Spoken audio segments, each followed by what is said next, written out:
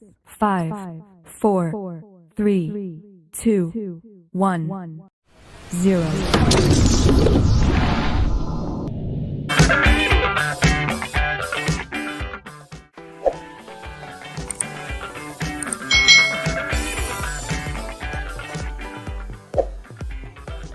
Hai hai hai.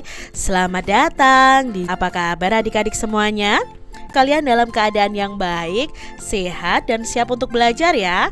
Hari ini kita akan belajar bersama-sama untuk mata pelajaran tematik kelas 3.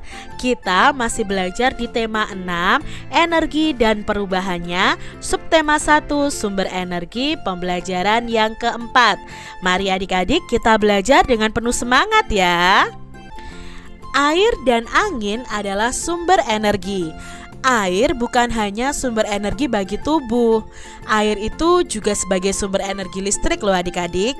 Cara memanfaatkannya adalah air ditampung pada sebuah bendungan atau waduk adik-adik. Lalu bagaimana air di bendungan dapat menghasilkan energi listrik? Caranya adalah air di bendungan akan dialirkan adik-adik. Nah, dialirkan bagaimana? Nah, aliran air ini memiliki kekuatan yang disebut dengan energi kinetik. Nah, energi kinetik air ini akan menggerakkan kincir atau namanya turbin. Nah, gerakan kincir air akan menggerakkan generator listrik. Nah, generator listrik inilah yang akan membangkitkan energi listrik adik-adik. Bendungan atau waduk yang dimanfaatkan untuk menghasilkan energi listrik disebut dengan pembangkit listrik tenaga air atau disingkat PLTA. Ternyata air itu bisa menghasilkan energi listrik adik-adik ya. Jadi dialirkan ke turbinnya, menimbulkan energi kinetik, turbinnya berputar, maka akan disalurkan ke generator dan generator ini akan menghasilkan energi listrik. Nah, ini adalah energi nama-nama PLTA yang ada di Indonesia adik-adik. Nama-nama pembangkit listrik tenaga air yang ada di Indonesia. Ada PLTA Jatiluhur, itu lokasinya ada di Purwakarta, Jawa Barat. Lalu ada PLTA Maninjau, itu di Agam, Sumatera Barat. Ada PLTA Karangkates, itu di Malang, Jawa Timur. Lalu ada PLTA Sigura-gura, itu ada di Simorea, Sumatera Utara. Ada PLTA Musi, itu di Kapahiang, Bengkulu. Lalu ada PLTA Gajah Mungkur, itu di Wonogiri, Jawa Tengah. Nah, ini adalah PLTA Sigura-gura adik-adik. Nah, ini bendungannya di sini adik-adik ya. Bendungannya di sini, lalu airnya akan dialirkan ke sini. Nah, nanti di sini akan ada turbin adik-adik ya. Akan ada kincir airnya yang bergerak memutar dan akan disalurkan ke generator, dan generator itulah yang akan menghasilkan energi listrik. Nah, ini PLTA di Musi adik-adik ya tadi ya. Nah, kalian bisa tahu bahwa aliran air ini ternyata bisa membangkitkan tenaga listrik. Ini PLTA di Jatiluhur ya. Nah, adik-adik, sumber energi lainnya adalah udara. Di dalam udara itu terdapat oksigen yang kita hirup. Nah, oksigen itu penting bagi kelangsungan hidup manusia. Manusia itu bernafas menghirup oksigen. Udara bukan hanya sebagai sumber energi bagi tubuh. Ternyata udara itu juga bisa dimanfaatkan sebagai energi listrik loh. Udara yang bergerak itu disebut bayu atau angin. Di sini bayu itu bukan nama orang ya, tapi itu adalah istilah untuk udara yang bergerak. Jadi udara yang bergerak itu namanya bayu atau angin. Nah, adik-adik, udara ini ternyata juga bisa menghasilkan energi listrik seperti air tadi. Nah, inilah adik-adik, bayu atau angin ini juga memiliki energi kinetik seperti air tadi. Energi kinetik inilah yang dapat menggerakkan kincir ini adik-adik. Kincir angin dapat menggerakkan generator listrik, dan generator listrik ini akan membangkitkan energi listrik.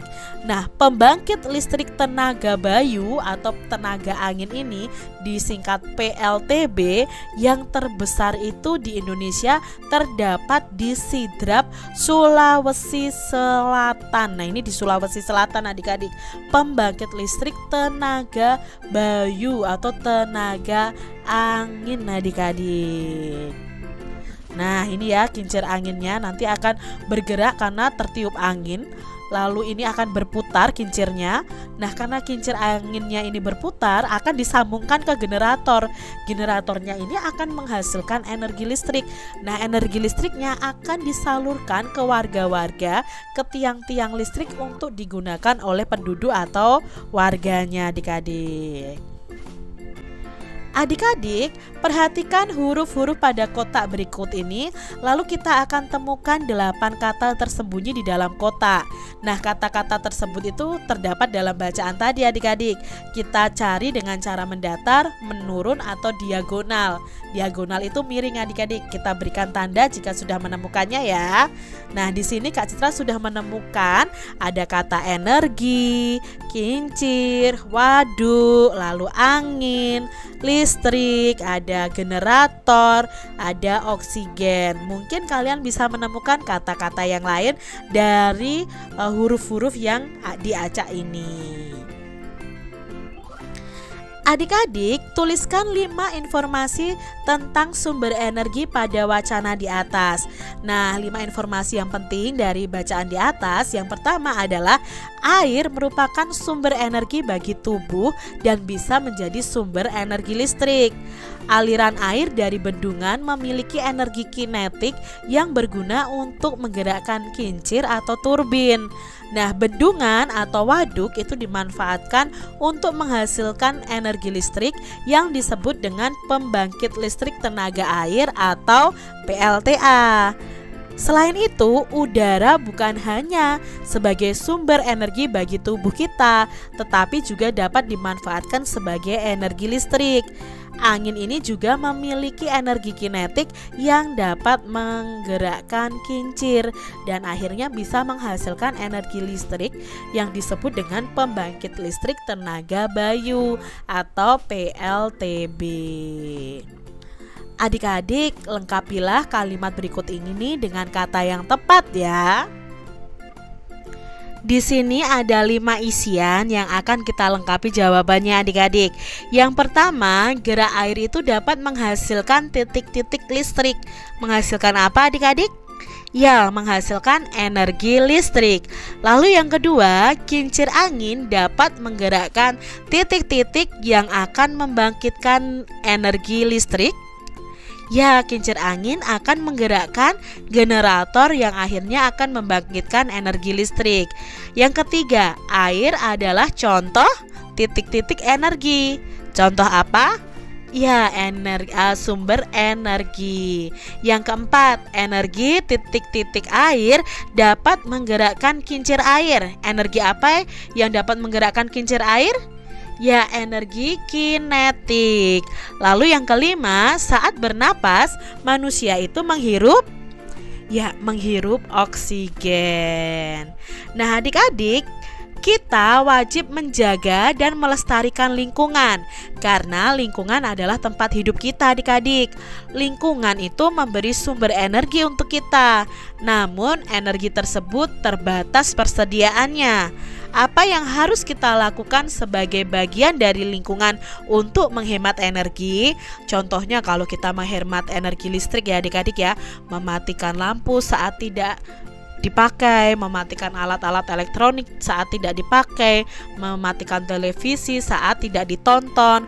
Kalau sudah pagi mematikan lampu ya, lalu mematikan keran air saat tidak dipakai, mandi tidak boleh terlalu lama. Seperti itu ya adik-adik ya contohnya.